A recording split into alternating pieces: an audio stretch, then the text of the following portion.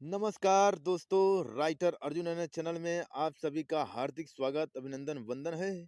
गीत हर देवर हउए दर्जी सिलाई मांगता, हर देवर हउए दर्जी सिलाई मांगता, सिलाई के बदला में खटाई मांगता, सिलाई के बदला में खटाई मांगता, हर देवर हउए दर्जी सिलाई मांगता, हर देवर हउए दर्जी सिलाई मांगता, सिलाई के बदला में खटाई मांगता, भूजे के कलौजी कराही मांगता, भूजे के कलौजी कराही मांगता, सिलाई के बदला में खटाई मांगता, सिलाई के बदला में खटाई मांगता, हर देवर हउए दर्जी सिलाई मांगता,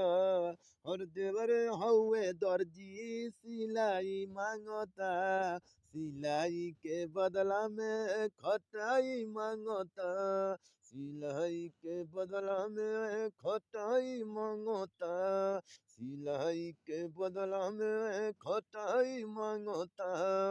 अच्छा लगल होखे तो लाइक शेयर करी।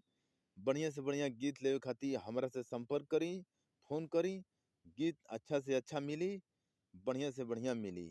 जरूर संपर्क करी, जरूर फोन करी। ठीक बा भाई लोग, फिर अगला बार वीडियो में मिला तनी एहो से बढ़िया बढ़िया गीत लेके।